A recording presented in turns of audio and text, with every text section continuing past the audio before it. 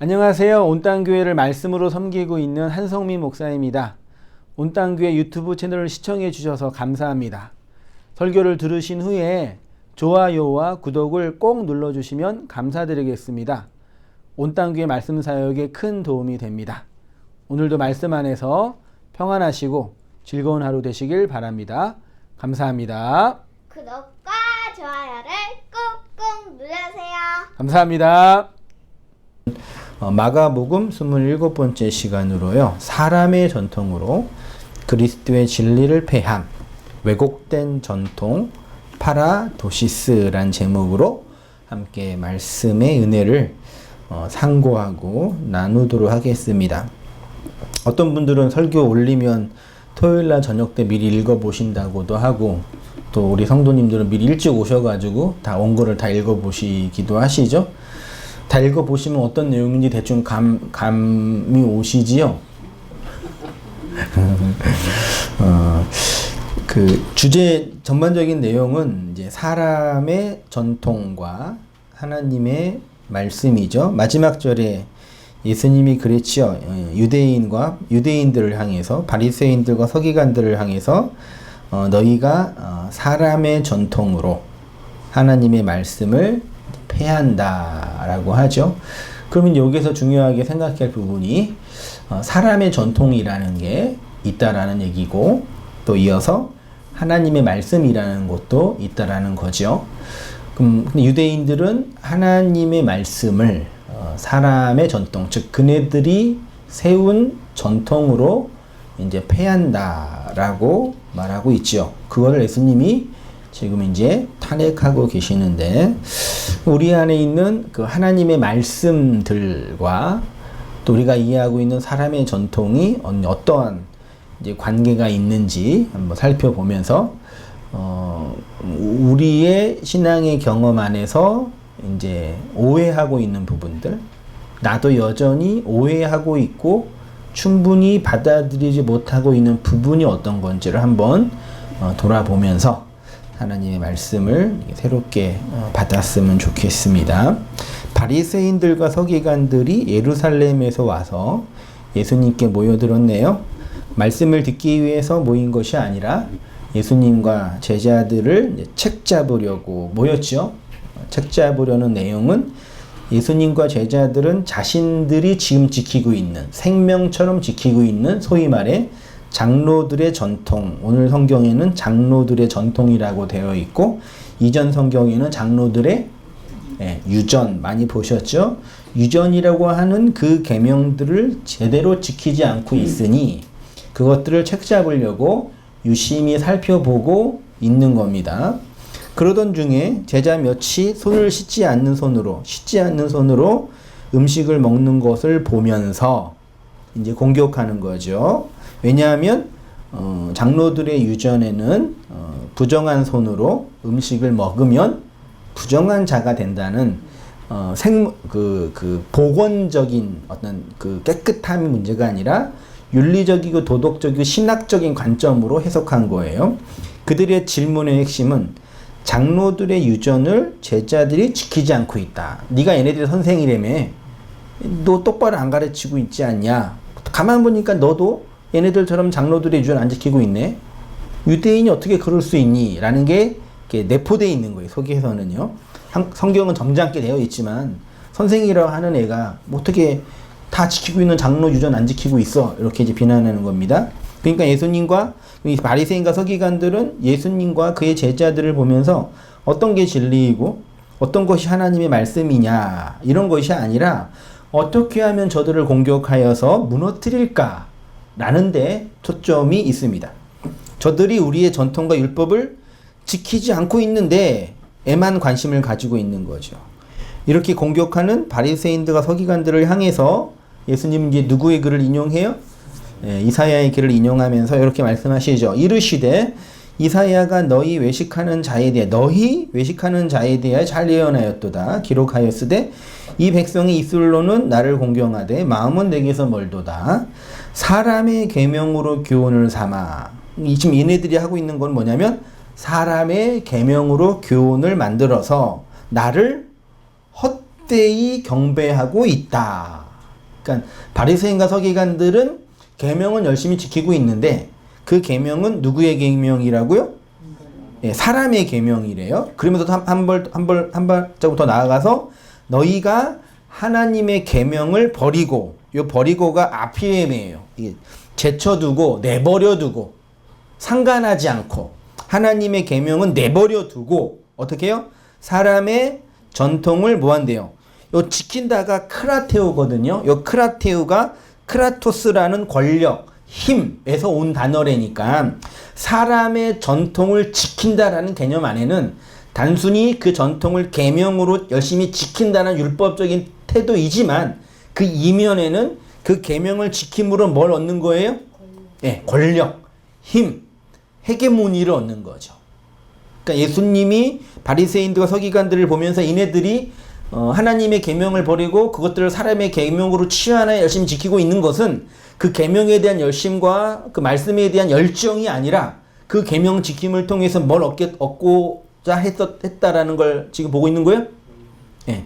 권력과 헤게모니를 취하는 방식으로 그 목적으로 계명을 지키고 있다라는 걸 이제 내포하면서 이 말씀을 전하고 계신 거죠. 이사야 29장에는 똑같이 되어 있죠. 제가 넣었는데 주께서 이르시되 이 백성이 입으로는 나를 가까이 하며 입술로는 나를 공경하나 그들의 마음은 내게서 멀리 떠났나니 그들이 나를 경외함은 사람의 계명으로 가르침을 이스라엘 백성 유대인들 서기관들이 예수님이나 사도들이나 그 선지자들의 관점에서 이들은 하나님을 경외는 해요. 공경은 하는데 뭘로만 한대요? 입으로 입술로 한다 그러면서 본질은 사람의 계명으로 나를 경외한다라고 말합니다. 사람의 계명으로. 자, 이사야는 이스라엘을 향한 하나님의 판단을 대언하고 있는데 하나님이 이스라엘을 보실 때 그들은 나를 공경하고 나를 경외는 하고 있지만 그 공경과 경외는 입술로 하는 것이고 내용은 사람의 계명으로 가르침을 받는 경외란 얘기죠. 이게 되게 중요해. 이스라엘 백성이 하나님을 경외합니다 그러고 있는데 그 경외의 내용은 뭐예요? 사람의 계명을 통해서 경외한대요. 그럼 하나님 입장에서 그 경외는 아니겠죠. 내용성으로 보면은 여기 가르침을 받다가 강의 수동태로 되어 있으니까 이스라엘이 계속적으로 사람의 가르침을 받으면서 하나님을 경외하고 있다라는 취지의 말씀입니다. 예수님은 이사야의 말씀을 인용하여서 지금 유대인들이 그들과 똑같이 하나님의 계명은 버리고 사람의 뭘로? 전통으로, 장로들의 유전으로 지키고 있다라고 정의 내리고 있는 거죠. 하나님의 계명과 사람의 전통을 구분하는 것은 말처럼 그렇게 쉬운 게 아니죠. 생각해 보세요. 왜냐하면 하나님은 당신의 일을 인간을 통해서 행하시기 때문입니다. 여기에는 매우 난해하고 복잡한 부분이 있습니다. 아무튼 구약의 선지자들이나 사상이나 예수님의 관점에서는 당대의 종교가 하나님의 계명은 버리고 인간의 전통으로 지키고 있었다라는 거고요. 여호와의 참된 종교, 진리의 종교를 사람들의 가르침과 인간의 전통으로 환원하여 전하고 있고 가르치고 있다라고 비난하고 있는 것입니다. 예수님의 관점에서 유대인들은 사람의 가르침을 받고 있네요. 그렇죠? 그러니까 이게 뭐가 옳다 그러다의 문제가 아니라 일단 사실만 현상만 보자 얘기죠. 유대인들과 서기관들은 우리는 하나님의 말씀을 지키고 있다라고 주장하고 있지만 예수님은 그네들을 보면서 너희들은 이 계명들을 사람의 계명으로 지키고 있다 이렇게 말하고 있는 거예요. 그렇죠? 그럼 이제 사람의 계명은 사람의 가르침으로 잘 받게 되면 어떤 사람이 하나님의 말씀을 사람의 가르침으로 잘 받게 되면 그 가르침은 어떤 효과가 그에게 주어질까? 쉽게 말해서 어떤 사람이 사람의 가르침을 잘 받으면 그 사람은 어떤 사람이 될까요? 1. 착한 사람, 2. 훌륭한 사람, 3. 못된 사람, 4. 성공한 사람. 사람의 가르침으로 잘 가르침을 받으면 어떤 사람이 돼요? 훌륭한 사람이 되실 줄 믿습니다. 라고 말할 수 있겠죠. 사람의 가르침을 잘 받게 되면 어떤 사람이 되냐면 한마디로 말하면 종교적인 사람이 돼요. 이사야 시대 때 사람의 가르침으로 전수되었던 그 율법의 내용이 뭐예요? 쉽게 말하면 희생제사 잘 드리고 절기행사 빠지면 안 되고 하나님께 드릴 때는 귀한 거를 드려야 되죠. 그게 제가 각주로 놓은 사사기 이사야 1장이잖아요. 여호와께서 말씀하시되 무수한 재물, 수량의 번제, 살찐 짐승, 수송아지, 어린 양, 수염소의 피. 이거 다 뭐예요? 희생제물, 종교 예전이잖아요. 이게 지금 나쁘다, 옳다, 그르다의 문제가 아니라 어쨌든 요걸로 하나님께 갔단 말이에요. 근데 어쨌든 이사야는 이 본문을 통해서 헛된 재물이고 지겹고 내 마당만 밟고 가증한 것이라고 비난하고는 있지만 이렇게 하나님께 드릴 때는 귀하고 소중한 것을 바쳐야 복받습니다. 율법을 지키려고 최선을 다해 노력해야 합니다. 이런 류의 가르침이었겠죠. 예. 요거를 오늘날 이 개신교로 등가 번역하면 어떻게 번역할 수 있어요? 예배에 빠지면 안 됩니다. 헌금은 마음을 바쳐서 진심으로 하셔야 됩니다. 교회 봉사 많이 하면 자녀들이 복을 받는 거죠. 간절히 기도하면 하나님의 보좌가 움직여집니다. 이런 전통 교회, 일반 교회, 그냥 교회죠. 그냥 이런 가르침이 좋은 거예요, 나쁜 거예요? 나쁜 거예요, 이게? 이걸 인간적으로나 도덕적으로나 윤리적으로 이게 뭐 나쁜 거예요, 좋은 거예요? 여기서 우리 이제 의문이 생기는 거죠. 나쁘다 하기에는 좀 그렇죠. 이게 막 악한 거예요? 아주 악하게 사람을 만드는 거예요? 이렇게 교회에서 사람의 계명을 잘 가르쳐 이런 사람이 됐다고 쳐요. 그럼 그 사람 아주 악한 나쁜 사람이에요? 악의 길을 가고 있는 거예요? 하나님 입장에서 보면 하나님 입장에서는 답을 미리 말씀하시면 재미가 없잖아요, 장로님. 그러니까 이걸 뭐 인간적으로 이거 나쁘다 하기 좀 나쁜 거 아니죠.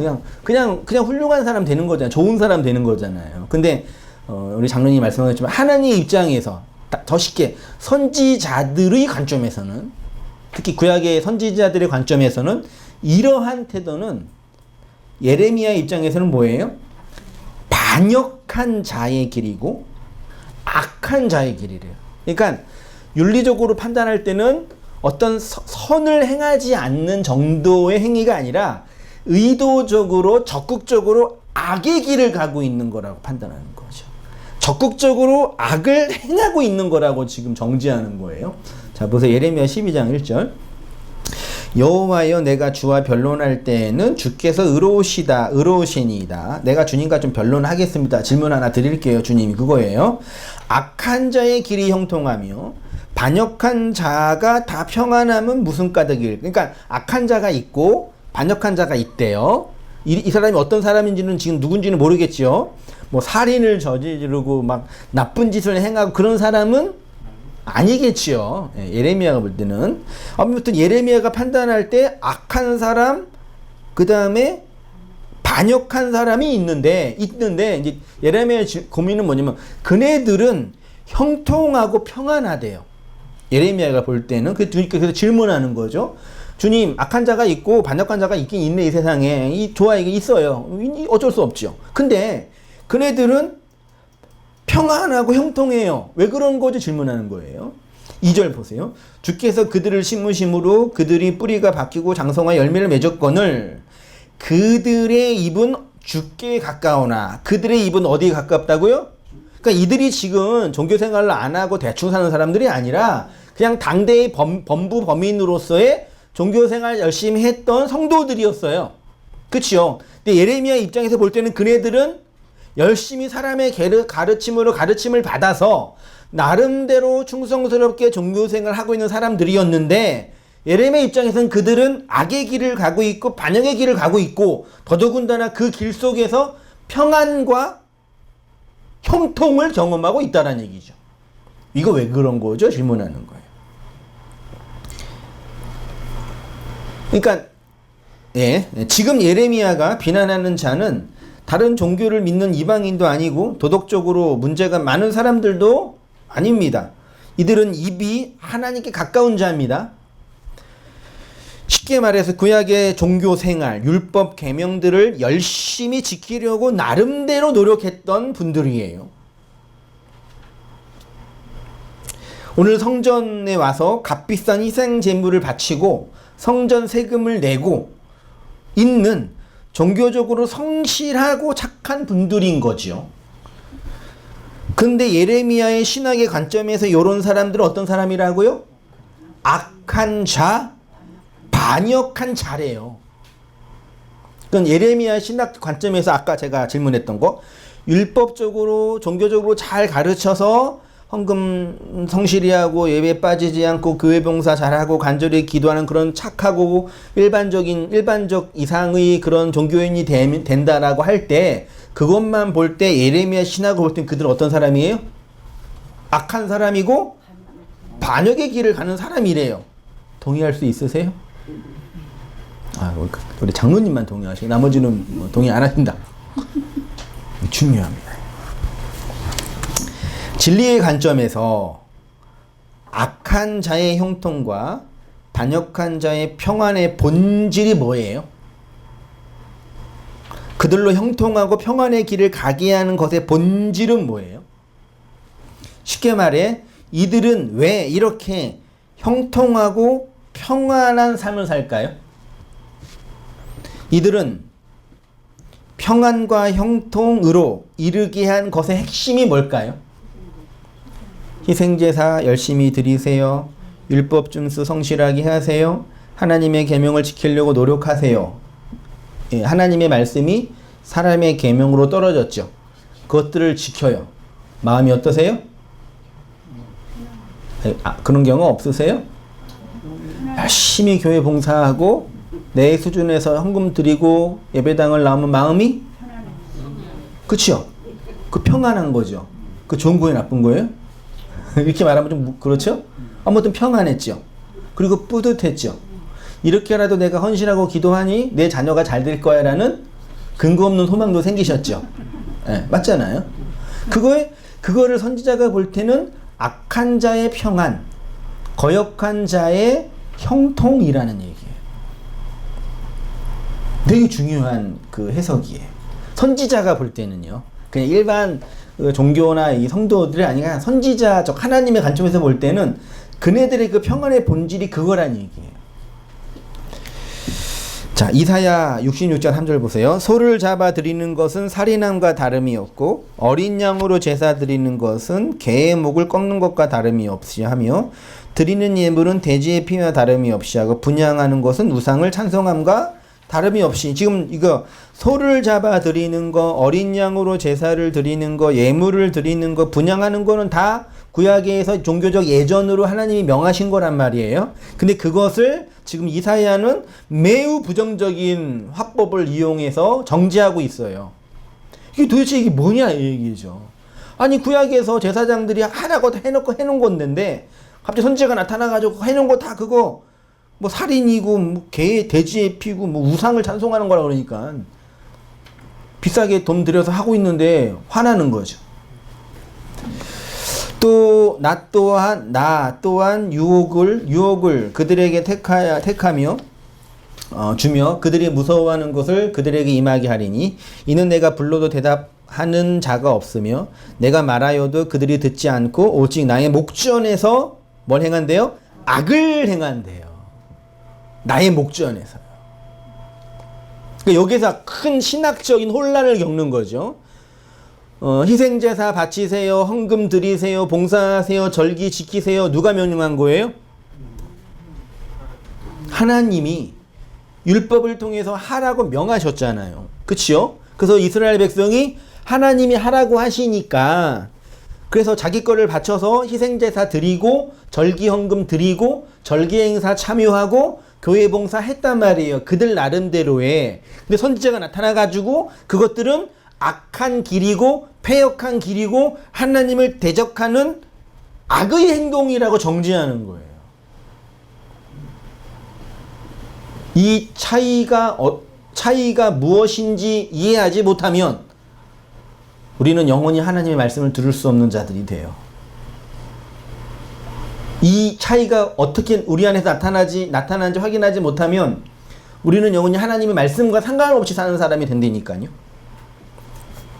늘 말씀드렸듯이 예수님 당대 때 유대교 그렇게 예수를 핍박하고 심지어 예수를 살해했던 유대교는 구약의 여호와의 종교를 계승한 참된 종교가 아니죠. 역사는 종교학적으로 볼 때 항상 이 싸움이 있었어요. 아담에게 종교가 있었죠. 그쵸? 그 아담의 종교라고 명할게요. 아담이 구원 받았어요? 못 받았어요? 받았죠. 죄를 범했지만 받았을 거 아니에요. 그에게 참된 종교가 왔잖아요. 그쵸? 그 죄인이었지만 선악과를 먹었지만 하나님의 구원의 역사로 그 참된 종교의 구원을 경험했을 거 아니에요. 근데 그의 자녀 가인이 셋을 죽였네요. 그리고 가인 문명이 만들어졌죠. 그러니까 가인 문명은 아담의 종교에서 삐뚤어진 이단이죠. 그렇죠? 그 가인 문명 속에서 누가 또 나와요? 노아가 나오잖아요. 그 노아가 참된 종교를 다시 회복하는 거죠. 그렇죠? 그 노아가 또 종교를 회복하고 죽었는데 노아 자손들이 또 뭘 만들어요? 바벨탑을 만들잖아요. 그러니까 그 바벨탑은 노아의 참된 종교를 삐뚤어진 이단인 거죠. 그 바벨 문명에서 하나님 또 누구를 보내요? 아브라함을 택하시잖아요. 그 아브라함이 또 하나님의 진리를 받아서 참된 종교를 세운 거죠. 아브라함과 이삭과 야곱과 그의 자녀들이 그리고 이스라엘 족속이 된 거죠. 그들이 율법을 받아가지고 출애굽함으로 참된 종교의 본질을 세운 거죠. 그렇죠? 그렇게 있다가 가나안에 정착하고 그 이스라엘의 영적인 종교가 나중에 뭐가 돼요? 지금 예수님과 싸우고 있는 유대교가 된 거예요. 그러니까 똑같이 반복하는 거예요, 항상. 수천 년의 역사 속에서 이 반복은 늘 있고 지금도 그래요. 그렇게 있다가 예수님이 오셔가지고, 예수님이 2000년에 이 땅에 오셔가지고 한 일이 뭐예요?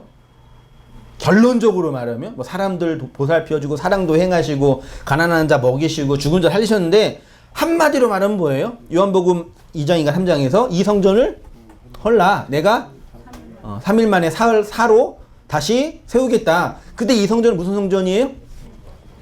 헤롯 성전이잖아요. 그 헤롯 성전은 뭐예요? 이스라엘의 모든 종교의 헤게모니가 집약된 메카란 말이에요. 그러면 이 성전은 자신의 육체이기도 하지만 또 뭐예요? 유대교의 메카예요. 내가 요거를 부시겠다. 그 예수님이 이 땅에 오셔가지고 한 일은 결국은 뭐예요? 유대교를 박살낸 거예요. 결론은 그거예요.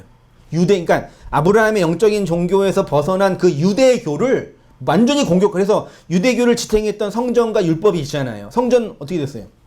완전 무너졌잖아요. 율법. 지금 개신교, 구약의 참된 종교를 계승한 신약의 종교가 율법을 어떻게 했어요? 재해석했잖아요. 그 초창기 제자들이 세웠던 예수에게서 전수받는 그 종교는 구약의 율법을 말하면 부신 거예요. 그래서 실제로 유대교의 성전과 유대교의 율법은 예수를 통해서 완전히 해체된 거예요. 근데 뭐가 다시 만들어져요? 그 종교 안에서 가톨릭이 또 만들어지잖아요. 가톨릭이 또 어떻게 해요? 다시 예수와 제자들이 세웠던 그 참된 종교를 삐뚤어서 이단이 된 거죠. 그러게 있다가 또 누가 나타나요? 개혁자들이 나타나가지고 니네 가톨릭 문제 많아 그러고 교회를 개혁한 거잖아요. 그런 일은 계속 반복되고 있다니까요. 그 역사를 보고 성경을 보면은요, 언제나 우리는 그 모습, 그 모양대로 있어요. 그냥 옷 좀 바뀌고 자동차 타고 다니고 문명이 바뀐 것 뿐이지 종교적으로나 존재적으로 우리는 항상 그 모습으로 있다니까요. 그러니까 이단과 같이 삐뚤어진 종교였습니다. 그리고 그들을 그렇게 잘못된 배교의 길을 가게 했던 것의 핵심은 예수님은 하나님의 말씀을 사람의 계명으로 가르치고 전하는 것이라고 지금 말씀하고 있어요. 그렇게 사람의 계명으로 가르쳐서 강력한 정통과 교리가 된 것이 소위 장로들의 유전이라고 하는 거죠. 예수님은 그런 유대교의 왜곡된 사람들의 종교적 전통을 무너뜨리기에 오셨고 당신의 육체로 유대교를 무너뜨려서 구약의 영적인 종교를 회복하신 거죠. 그렇게 우리는 예수님을 통해서 창세전부터 계획되고 세워진 참된 영적인 종교를 전수받게 된 것입니다. 그러니까 오늘날 우리가 경험하고 있는 이 기독교 문명은 예수님 당대 때의 유대교적 문명과 똑같은 위치에 있다고 말할 수 있어요. 그래서 예수교가 아니고 그리스도교가 그리스도가 아닌 거예요. 이해되시나요? 전통으로 포장된 장로들의 유전과 같은 것이 하나님의 계명과 그리스도의 진리를 비틀고 있는 거죠. 우리는 과거의 역사 속에서 이러한 것을 증명할 수가 있는데 개신교 입장에서 가톨릭은 부패한 종교였습니다. 단순히 도덕적으로나 윤리적인 문제뿐만 아니라 그것도 많이 있긴 있었지만 교리적으로 매우 왜곡된 종교였죠. 이러한 가톨릭을 유지하기 위해 아주 중요한 기능을 하는 사람이 있었는데 그 사람이 누구예요? 사제가 이게 제사를 맡은 사람이잖아요. 제사를 준비하는 사람. 요거를 뭐라 그래요? 제사장이라고 그러는 거죠. 그러니까 사제는 왜 필요해요? 제사 때문에 필요한 거예요. 구약의 종교는 제사가 반드시 필요했어요. 왜요? 그 제사의 원형, 제사의 근원이 예수의 십자가를 설명해야 되기 때문에 구약 종교는요. 그런데 사제라는 말 자체가 반기독교적인, 반복음적인 용어라는 걸 이해하셔야 됩니다. 왜냐하면 기독교는 더 이상 사제가 필요 없는 종교죠. 왜요? 제사가 폐해졌으니까요. 제사가 완성됐으니까요. 그래서 사제가 필요하다는 얘기는 제사가 필요하다는 얘기니까요. 구약 종교는 반드시 사제가 필요했습니다. 그래서 동물의 피를 통해서 인간의 죄가 사함받는 상징과 예표가 필요했던 거죠. 그러나 신약 종교, 영적인 종교는 동물의 제사가 필요 없지요. 왜요? 옛날에 드렸던 그 예표와 상징으로 드렸던 그 희생 제사를 누가? 예수 그리스도가 영단번에 완벽하게 완성했기 때문에 더 이상 희생 제사 드리면 어떤 사람이 돼요? 그냥 부족한 사람이 아니라 악하고 반역한 자예요. 그거는 그냥 제사를 드리는 게 악한 게 아니라, 잘 들으셔야 돼요. 제사를 드리는 게 악한 게 아니라 제사를 드린다는 얘기는 뭐가 아직 완성되지 않았다는 표예요? 예수의 십자가가 아직 완성되지 않았다는 표잖아요. 제사를 드린다는 얘기는. 그 얘기는 신학적으로 보면은 난 아직 그리스도의 십자가가 뭔지 모르고 그거를 믿지 않고 있다라는 믿음의 표현이에요, 제사가요. 그래서 선지자나 예수님 입장에서는 악하고 음란한 세대, 반역의 길을 가는 자라고 정죄한 거라니까요. 그냥 뭐 몇 가지 행동 잘하고 못한 거의 문제가 아니에요. 그러니까 오늘날 우리 안에 이 희생 제사를 여전히 반복해야 되겠다는 마음이 있다는 얘기는 뭐예요? 예수가 영단번에 완성하신 그 십자가의 복음이 뭔지 무엇인지 몰라요, 그 뜻이에요. 나는 예수님이 누군지 모르는 사람이에요. 나는 그리스도의 진리가 어떤 건지 몰라요. 그래서 이거 드려야 돼요. 이런 표현이라니까요. 그렇다고 희생제사 안 드리고 있는 것 자체가 진리를 또 아는 건 아니에요. 착각하시면 안 돼요. 난 희생제사 안 드려 이제. 난 더 이상 기도도 안 하고 이제 헌금 같은 거 안 해. 나는 진리. 바보죠. 히브리서 10장 1절 이하 보세요. 이건 아주 탁월한 복음적 진술이고 바울의 설명인데요. 저는 히브리서는 바울이 썼다고 믿고 있습니다. 율법은 장차올 좋은 일의 그림자일 뿐이요 참 형상이 아니므로 해마다 늘 드리는 같은 제사로는 나아오는 자를 언제나 온전하게 할 수 없느니라. 그렇지 아니하면 섬기는 자들이 단번에 정결하게 되어 다시 죄를 깨닫는 일이 없으리니 어찌 제사 드리는 일을 그치지 아니하였으리요. 그러나 이 제사들에는 해마다 죄를 기억하게 하는 것이 있나니 이는 황소와 염소의 피가 능히 죄를 없이 하지 못함이라. 그러므로 주께서 세상에 임하실 때에 이르시되 하나님의 제사와 예물을 원하지 아니하시고 오직 나를 위하여 한 몸을 예비하셨도다. 번제와 속죄제는 기뻐하지 아니하나니 이에 내가 말하기를 하나님이여 보시옵소서. 두루마리 책에 나를 가리켜 기록된 것과 같이 하나님의 뜻을 행하러 왔나이다 하셨느니라. 위에 말씀하기를 주께서는 제사와 예물과 번제와 속죄제는 원하지도 아니하고 기뻐하지도 아니하신다 하셨고 이는 다 율법을 따라 드리는 것이라. 그 후에 말씀하시기를 보시옵소서 내가 하나님의 뜻을 행하러 왔나이다 하셨으니 그 첫째 것을 폐하심은 둘째 것을 세우려 하심이라. 이 뜻을 따라 예수 그리스도의 몸을 단번에 들으심으로 말미암아 우리가 거룩함을 얻었노라.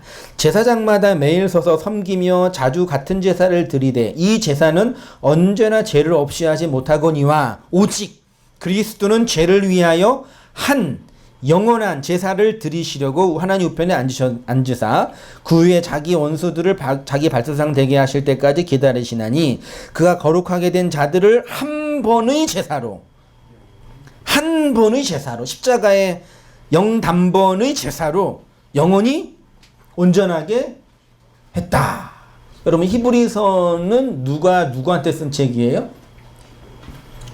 작자는 미상이지만 바울이에요. 예, 제가 볼 때는 바울이 흩어져 있는 히브리인들에게 쓴 거죠. 히브리서 앞에 뭐가 있어요?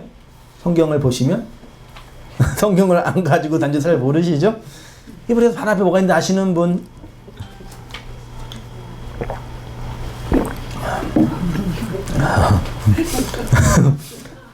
성경이 없으니까 찾기가 힘들죠? 빌레몬서일 거예요 아마. 빌레몬서가 누구 서신이에요? 바울 서신이에요. 신약 성경은 복음서, 공관복음, 요한복음, 사도행전. 그 다음에 뭐예요? 서신서가 있죠. 서신서를 바울의 서신이라 그러죠. 그 다음에 목회서신, 옥중서신이 있죠. 공동서신, 그 다음에 공동서신이 있단 말이에요. 그 서신서 끝이 빌레몬서예요. 그 다음에 뭐가 나와요? 히브리서. 그 다음이 야고보서. 야고보는 뭘 강조해요? 행함이 있는 믿음이잖아요. 그러니까 히브리라는 단어 뜻 자체가 건너간 자잖아요.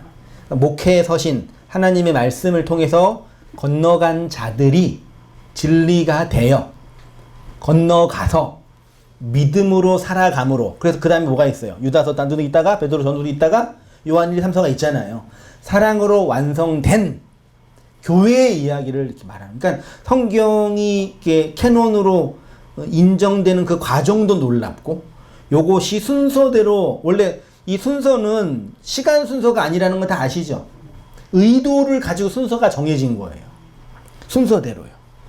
그 마지막에 요한 1, 2, 3서를 통해서 사랑 세 번을 사랑을 얘기하잖아요. 그리고 새하늘과 새 땅에 완전한 하나님의 나라로 신약 서신, 신약 구약을 표현한 신약의 성경이 완성되죠. 사실 성경 계시록까지 완성된 성경은 구약적 성경이에요. 그러니까 이렇게 구약 성경, 신약 성경이 있긴 있지만 성경 전체 문자로 기록된 성경은 다 구약이에요. 네? 그 문자 성경은 나중에 다 없어져요. 그래서요. 그리고 원전도 있지 않은 거예요. 이게 정말 진리라면 원전 남겨놓으셔야지. 맞잖아요. 이건 진리를 상징하고 모용하는 그 표상이에요. 그러니까 요것도 나중에 우리가 주님이 갈 때는 이것도 없어지는 거죠. 구약의 말씀이니까. 그리고 영으로 새겨진 그 진리의 말씀이 된 우리가 하나님의 나라가 되는 거죠. 그쵸? 근데 그때 히브리서가 계속 말하는 게 뭐예요? 구약에 이 많은 제사가 필요했어. 중요해. 반드시 해야 됐어. 근데 이제 이것이 끝났어. 왜? 무엇 때문에? 그리스도가 영단번에 완성한 그 십자가 사건 때문에. 그러니까 여러분 이 중요한 건이 뭐냐면 율법을 지킨다 안 지킨다 문제가 아니라 그리스도의 그 십자가 영단번에서 완성된 그 골고다 언덕의 십자가가 내 안에 세워지지 않은 사람에게는 여전히 구약의 예전과 종교적 제의가 자기의 구원을 결정하는 매우 중요한 화두가 되는 거예요. 자, 4페이지로 가셔서요.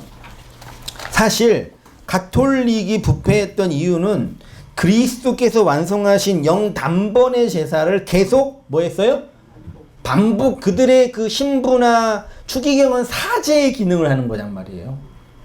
쉬운 말로 그리스도가 완성한 영단번의 제사 위에 뭘 덧붙였어요? 인간의 행위를 덧붙인 거예요. 가톨릭은 십자가 모형 아래 모든 이교 문명, 이방 종교의 종교적 의식을 다 포함했어요.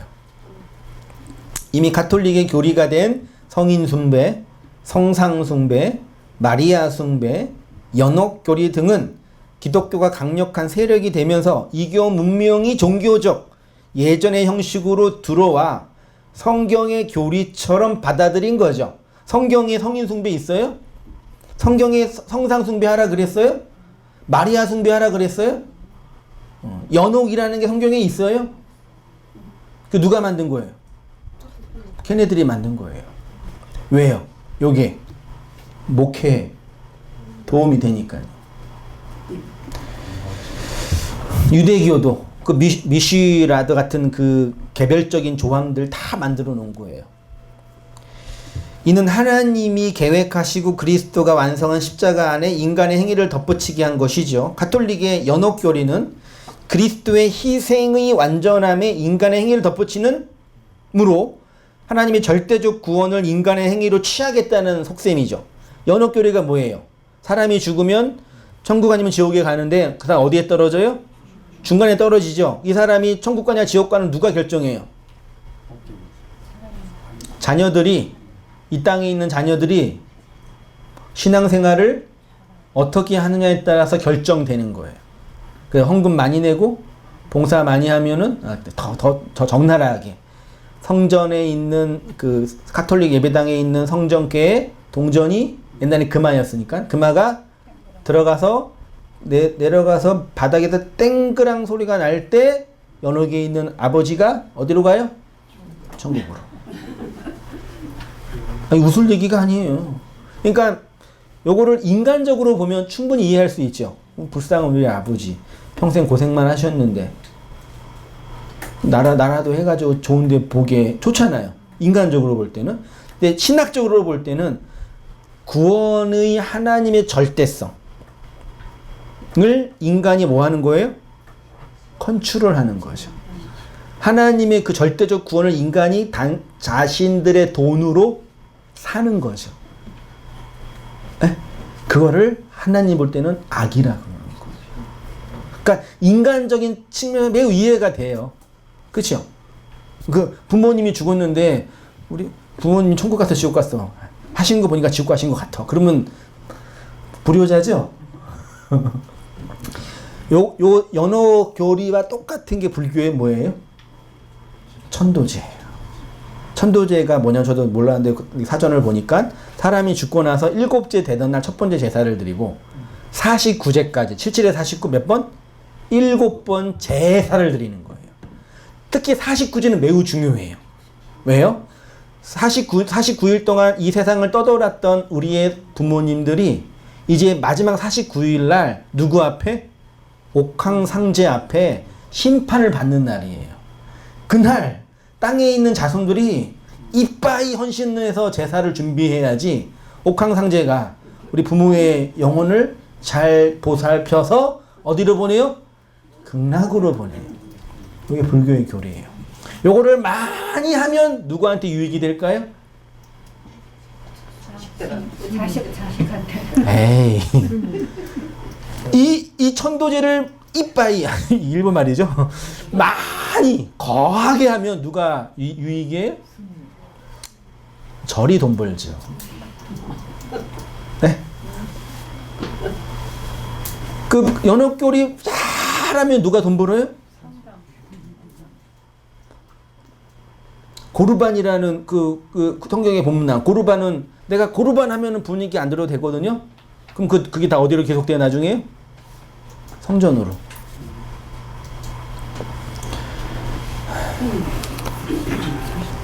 그러니까 이걸 뭐 돈 벌고 누가 부자가 되고 둘째 문제고 핵심은 뭐냐면 절대적 하나님의 구원을 인간이 구입하는 거예요. 자신들의 행위로. 그 인간의 모든 행위의 총알은 뭘로 집약돼요? 돈, 자본. 옛날에는 금화였고 지금은 화폐잖아요. 모든 행위의 총알은 자본으로 집약돼요. 그 자본으로 그 구원을 사는 거예요. 이러한 현상은 수백 년 전의 카톨릭뿐만 아니라 한국 기독교 안에서도 여전히 나타나는 현상이겠죠. 한국 기독교는 우리 민족의 샤머니즘, 불교, 유교 위에 예쁘게 덧입혀진 종교입니다. 원래 우리 민족은 정령을 숭배하는 민족이었습니다. 인간이 사는 모든 곳에 신을 만들고 그들을 숭배했습니다. 그래서 이거를 잘 적용한 게 카톨릭에서 카톨릭 성도들은 집에 다 뭐가 있어요? 마리아상 다 있지. 대부분 다 있더라고요. 마리아상 앞에 다 이렇게 촛불이 있죠. 그게 뭐예요? 신당이에요. 옛날 우리 어르신들 다 집에 신당 모셨잖아요. 그 신당 그대로 마리아로 바꾼 것 뿐이에요. 얼마나 이게 잘 맞아요. 우리의 심리와.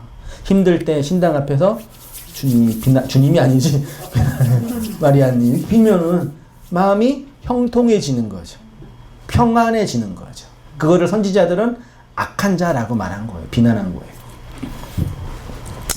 이러한 샤머니즘은 부족국가에서는 어느 정도 영향력을 발휘했는데 민족국가, 부족이 모여서 민족국가가 되면 통솔이 안 돼요. 샤머니즘. 왜냐하면 샤머는 토테니즘을 기반으로 하기 때문에 각 지역의 신이 다 달라요. 그러니까 각 부족이 모여서 싸우잖아. 누가 더 세요?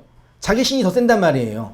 그쵸? 그래서 이거를 통합하려면은 샤머니즘으로는 안 되고 샤머니즘보다 더 뛰어난 종교, 소위 경전이 있는 고등 종교가 필요한 거죠.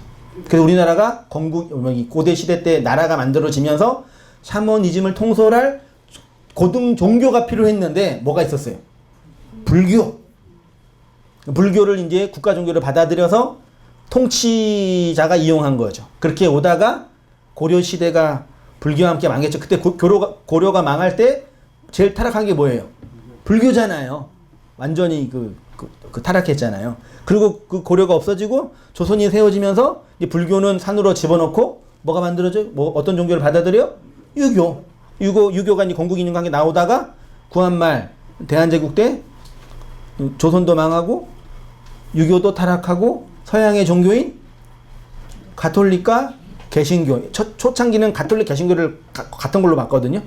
받아들이면서 이제 새로운 근대가 만들어진 거죠. 그 어간에 일제치하, 6.25 전쟁, 산업화 운동을 하면서 이 개신교가 아주 융성한 거죠. 그 지금 대한민국의 3대 종교 중에 하나가 된 거고, 이제는 강력한 그 사람들이 있어가 정치인들도 쉽게 교회를 향해서 뭐라 못하는 그런 어떤 힘이 있는 거죠. 그게 진리의 힘이에요. 머릿수의 힘이지.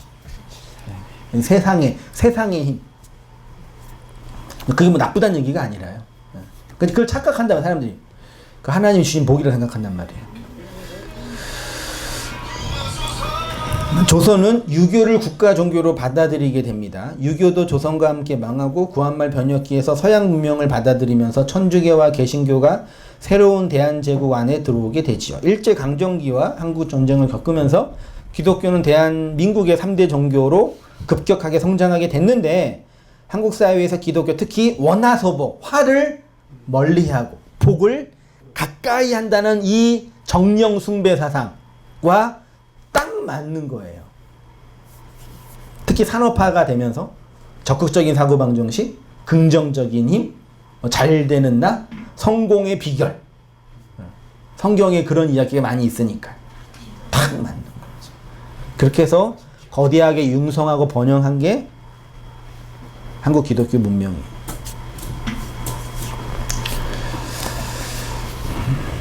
중세 기독교가 타락할 때 그 중심에는 교회의 전통, 사람의 가르침이 하나님의 말씀을 대신했지요.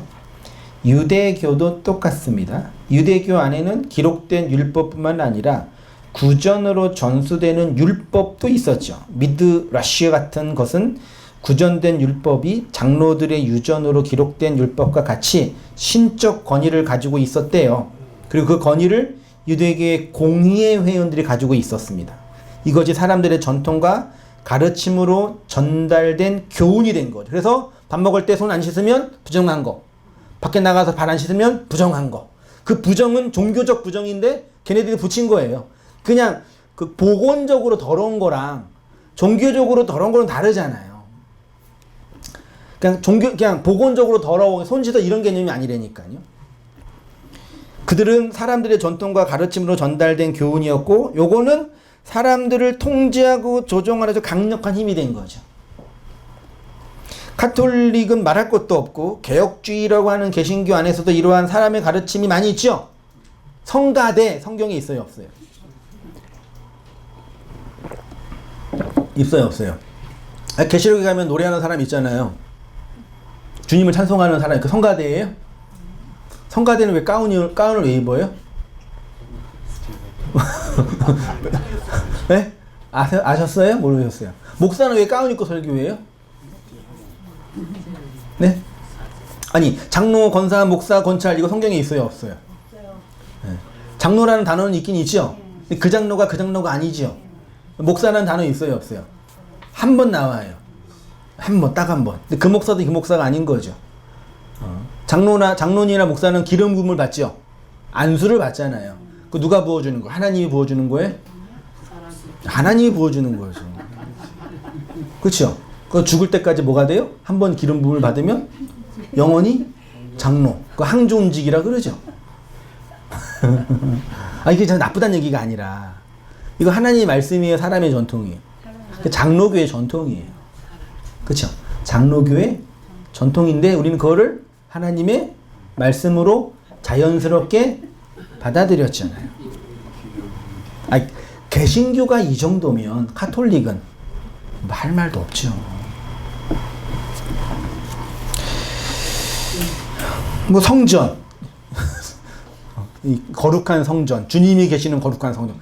개신교 목사가 그렇게 얘기해요. 놀랍지 않나요? 성전, 이 성전을 위해서 수많은 성도들이 헌금하여서. 근데 그 성전 나중에 부도 나가지고 팔려, 경매로 팔려요. 그리고 이단이 사가. 그 하나님의 뜻이에요? 어떻게 하나님의 성전이 이렇게 이단에게 팔릴 수가 있죠? 그러니까 사람들의 탐욕을 포장하는 가장 좋은 방식이 그거예요. 내 욕심인데 그걸 포장한 거라니까.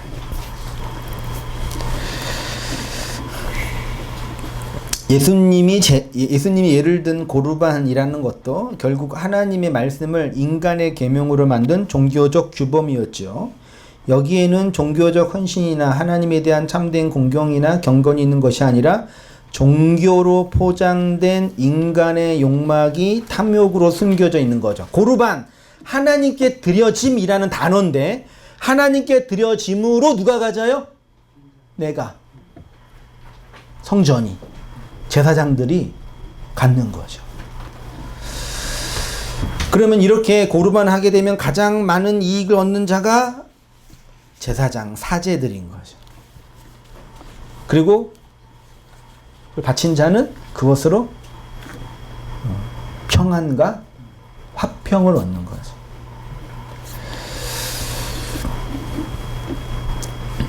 이러므로 우리가 하나님께 끊임없이 감사함은 너희가 우리에게 들은 바 하나님의 말씀을 받을 때에 사람의 말로 받지 아니하고 하나님의 말씀으로 받았대요. 그러므로 진실로 그러하도다. 이 말씀이 또한 너희 믿는 자 가운데서 뭐한대요? 그러니까 사도 바울이 복음 전도 사역을 하면서 성도들이 자신의 말을 사람의 말이 아니라 하나님의 말로 받았대요. 그 바울은 사람의 말을 한 거죠.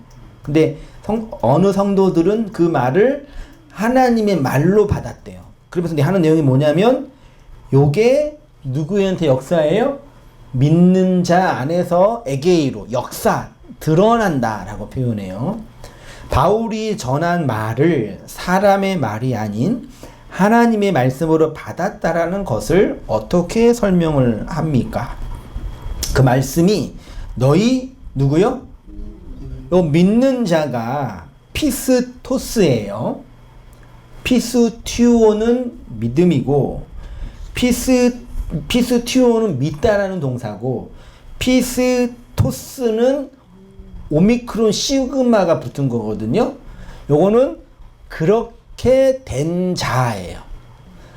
믿어서 믿음이 된 자. 이게 잘 해석하셔야 됩니다.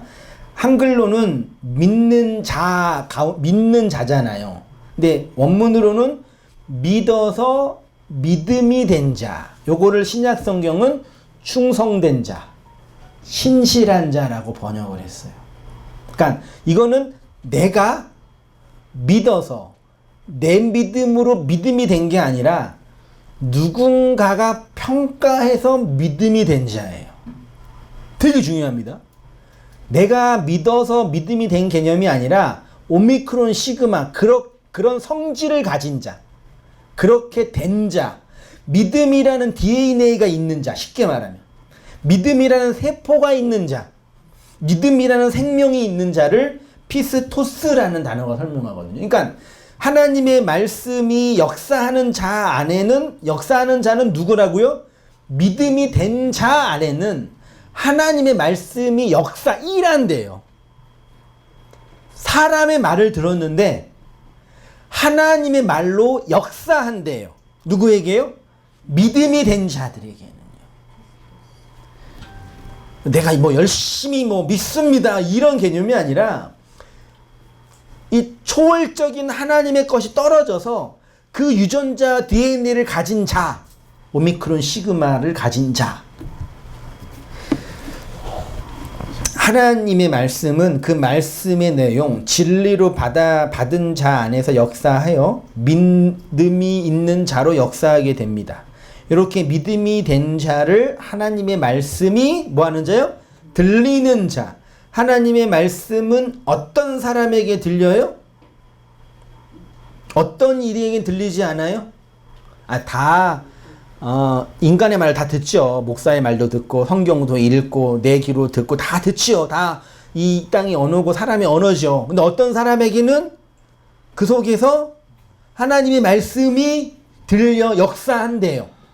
어떤 사람은 여전히 그 말이 사람의 말로 들린대요. 차이가 뭘까요? 누구에게는 들리고 누구에게는 안 들릴까요? 그러면 우리 인생 속에서 하나님의 말씀은 언제 들리기 시작했죠? 어느 순간 들린 적이 있으셨잖아요. 언제 들리기 시작했죠? 제가 이렇게 설명했습니다. 우리의 종교 생활이 망해야 하나님의 말씀이 들려요. 내가 말하는 종교 생활이라는 이 단어의 개념을 너무 이렇게 소극적으로만 이해하시면 안 돼요. 나의 종교 생활의 본질은 뭐냐면 나의 자아를 치장하는 방식의 모든 욕망을 종교 생활로 제가 이해한 거지. 그냥 교회 다니고 예배 드리고 뭐 성금 내고 요런 게 아니에요. 요 개념은 인간의 그 자아를 이 죄악의 덩어리, 부패의 덩어리잖아요. 요거를 포장하고 확장하기 위해 끄집어 당기는 모든 방식을 제가 종교생활이라고 정의한 겁니다. 됐죠? 나의 자아를 확장하고 내 행위로 하늘에 올라가고 하나님을 내 치성으로 섬기려고 하는 그 모든 생활. 내가 동전에 헌금함에 금화를 떨어뜨리면 그 금화가 땅에 떨어질 때 내 아버지의 영혼이 천국으로 간다라는 그 욕망. 내가 노력해서 내가 애쓰면 영혼을 구원할 수 있다라는 그 욕망을 종교생활로 정의 내린 거예요. 그게 망해야 돼요. 근데 지난주 얘기했잖아요. 그 신천지 그분들은요, 여기 안 돼요. 절대 안 돼요. 그 이만희 죽으면 돼야 안 돼요. 안 돼요. 감옥에 간다 어떡하지? 걱정이네. 왜냐면 자신들이 산 거거든요.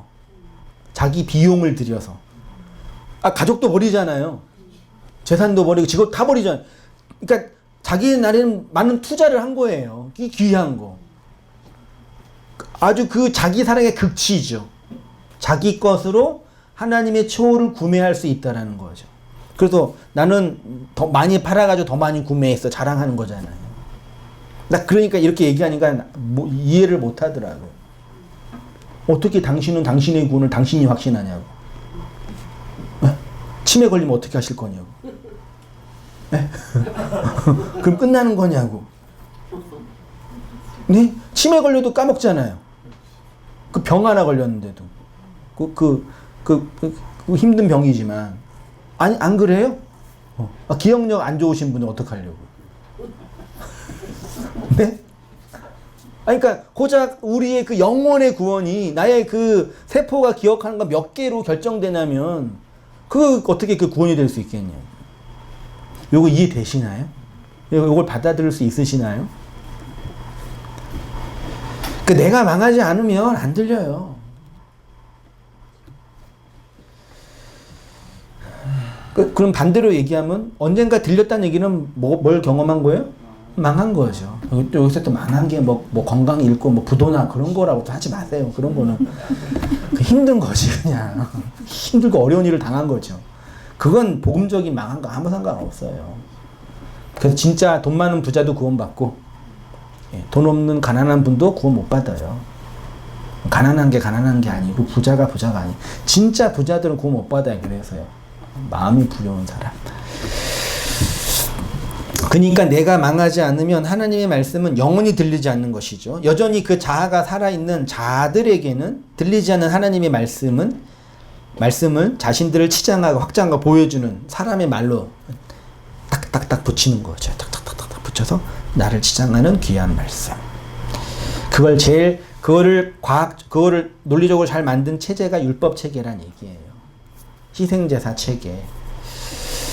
사도행전 17장 22절 바울이 전도했을 때 전한 복음의 말씀인데요. 아주 탁월한 말씀이죠. 보세요.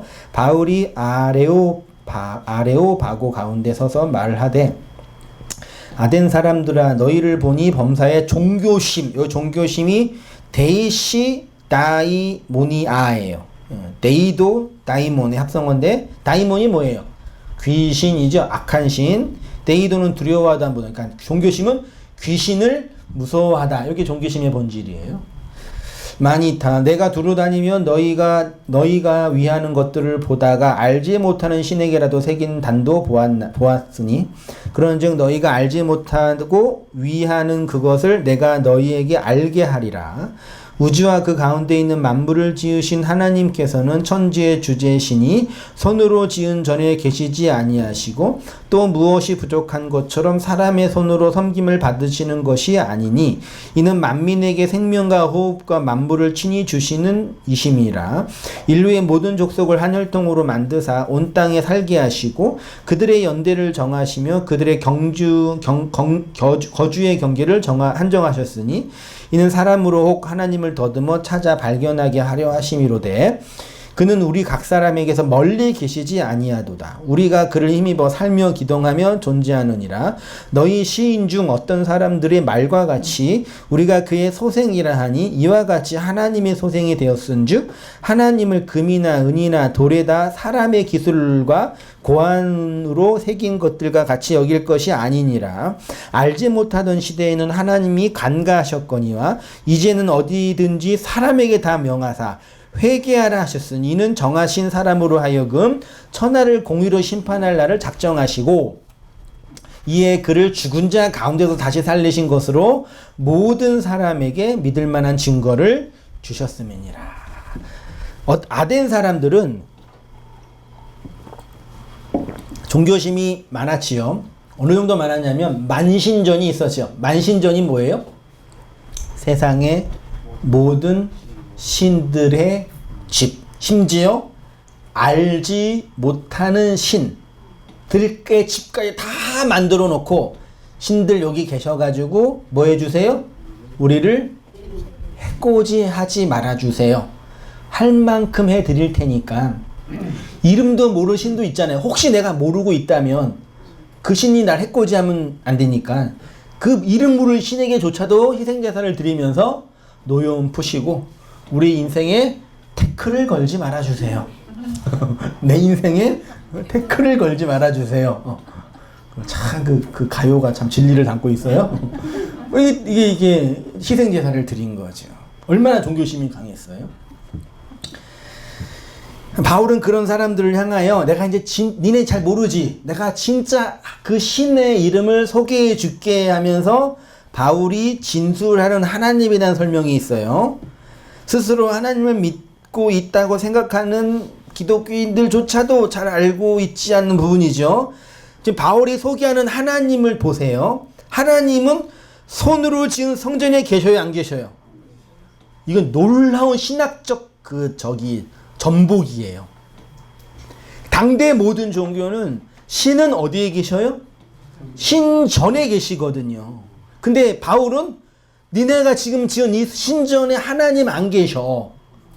되게 진짜 놀라운 그 개혁, 그러니까 완전히 다른 차원의 언어라니까요. 다시 말해 사람이 돌이나 나무나 철이나 금 등 이 땅의 재료로 지은 이 거대한 성전, 비싼 성전에 계시는 분이 아니다. 다시 환원하면 니네가 돈 많이 들여가지고 힘들게 성전 지었는데 이거 다 쓰레기야. 그런 거. 이거 다 가짜야. 하나님은 여기 안 계셔. 그런 거죠. 두 번째로는 더 재밌죠. 놀랍죠. 사람의 섬김을 받으시는 분이 아니래요. 무엇이 부족해서 사람의 섬겨야 할 사람이 섬겨드려야 할 분이 아니에요.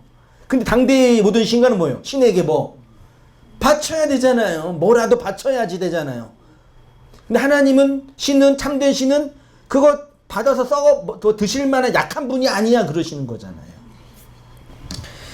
무엇이 부족해서 사람들이 섬겨야 할 분이 아니 오히려 그 신이 피조물인 인간을 뭐 한대요? 섬긴대요. 이 놀라운 신학이라니까요. 이 완전히 그날 들었던 이 회중들은 이거 완전히 골 때리는 얘기죠. 뒤통수 맞는 얘기죠. 뭐야 그러면? 내가 그동안 그럼 냈던 저거 성전 냈던 헌금 그럼 뭐 다 어디 간 거야? 이건 거지. 나 열심히 바쳐서 뭐 기도 응답 받았는데 그럼 뭐지? 이런 거라니까요. 하나님은 인간이 새긴 상과 동일할 수 없습니다. 그리고 마지막에 이제 죽은 자 가운데서 다시 살아나신 그리스도 예수를 통해서 모든 사람이 믿을 만한 증거를 보여주신 분이래요. 그리고 뭐라 그래요? 회개하라. 성경에서 회개를 중요한 선포의 주제로 삼았던 분이 세례 요한, 예수님, 바울이죠. 여러분 회개는 단순히 윤리적 전환이나 도덕적 개선이 아닙니다. 수평적으로 변하는 게 아니죠. 이 땅의 것들에 대한 무너짐인 거죠. 하나님의 말씀을 인간의 전통으로 바꾸어 받아들인 그들의 왜곡된 종교성으로부터의 돌이킴이 회개예요. 다시 말해서 그들의 종교성으로부터의 죽음. 앞에서 하나님의 말씀이 언제 들린다고 했어요? 율법의 세상에서 망할 때. 그 율법이 더 이상 나를 하나님께로 이끌고 나를 치장할 수 있는 치장거리가 되지 못한다는 걸 확인할 때 율법의 망함이거든요. 그거를 뭐라 그런다고요? 회개해야 한다. 그러니까 내가 지은 몇 가지 제 잘못한 거, 이 용서는 수평적인 거죠. 누가 잘못한 거 용서를 빌고 회를 끼쳤으면 보상해주고 이 땅이 수평적인 거죠. 그렇죠. 그것도 중요하죠. 사람이 살아야 되니까. 근데 근본적으로 회개는 이 수평적인 게 아니라 수직적인 개념에서의 돌이킴인 거죠. 이 땅의 것으로 내가 하늘에 갈 수 있다라는 그 신념, 그 방법론, 그 가치로 치장했던 그 나를, 그 나의 그 이 율법의 이 누더기 옷들을 벗어버리는 거죠. 그걸 벗어버릴 때 자아가 죽는다라고 표현하는 거죠. 이 세상에서 뿌리가 뽑히지 않으면 종교심으로 가장한 나의 자아가 하나님의 말씀을 사람의 계명으로 바꾸어 듣는다니까요. 여전히 나의 뿌리는 이 세상에 있는데 말씀이 들려요. 그 말씀으로 나를 확장하는 도구로 이용해 먹는 거죠. 그래서 세상에서 망해야 진리가 들려요. 할렐루야. 세상에서 망해야. 또 세상에서 망한다 그러니까 또 이렇게 지질이 궁상되는 그런 거랑 그런 거 아닙니다. 그런 거 전혀 상관없는 겁니다. 그래서 바울이 교회를 향해서 기도할 때 요렇게 저 청년 때 이 기도문 많이 읽고 묵상했거든요. 근데 이게 되게 무서운 기도문이에요. 왜 무서운 기도문인지 한번 보세요. 들어보세요. 바울의 기도입니다. 이러므로 내가 하늘과 땅에 있는 각 족속에 이름을 주신 아버지 앞에 무릎을 꿇고 비노니 그의 영광의 풍성을 따라 그의 성령으로 말미암아 너희 속사람을 능력으로 강건하게 하옵시며 믿음으로 말미암아 그리스도께서 너희 마음에 계시게 하옵시고 너희가 사랑 가운데서 뿌리가 박히고 터가 굳어져서 능히 모든 성도와 함께 지식에 넘치는 그리스도의 사랑을 알고 그 너비와 길이와 높이와 깊이가 어떠함을 깨달아 하나님의 모든 충만하신 것으로 너희가 충만하게 하시기를 구하노라. 우리 가운데서 역사하시는 능력대로 우리가 구하거나 생각하는 모든 것에 더 넘치도록 능히 하실 이에게 교회 안에서와 그리스도 예수 안에서 영광이 대대로 영원 무궁하기를 원하노라. 아멘. 그러므로 너희가 그리스도 예수를 주로 받았으니 그 안에서 행하되 그 안에서 뿌리를 박으며 세움을 받아 교훈을 받은 대로 믿음에 굳게 서서 감사함을 넘치게 하라. 누가 철학과 헛된 속임수로 너희를 사로잡을까 주의하라. 이것은 사람의 전통과 세상의 초등학문을 따름이요 그리스도를 따름이 아니니라. 바울이 지금 교회를 위해서 기도할 때 핵심적인 그 키워드가 뭐예요? 그 안에 뿌리를 박으며. 여기에서 그 안에 뿌리를 박으며 그랬잖아요. 그 안은 누구예요? 그는 누구예요? 그 안은 누구예요? 예수죠. 그러면 예수 안에 뿌리가 박히려면 전제가 뭐예요? 나무 좋아하시는 분, 나무를 내 집에 심으려면 전제가 뭐예요? 있던 땅에 뿌리채 뽑아서 심어야 되잖아요. 그러면 우리가 그리스도와 함께 뿌리가 박힌다는 얘기는 전제가 뭐예요?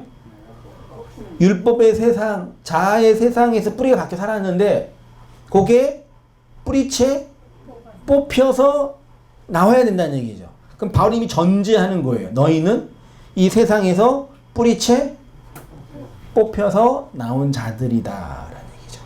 그걸 간과하고 그냥 내가 그리스도라는 좋은 분 안에서 뿌리가 박혀서 좋은 열매를 맺는다라는 건 오해하는 거죠.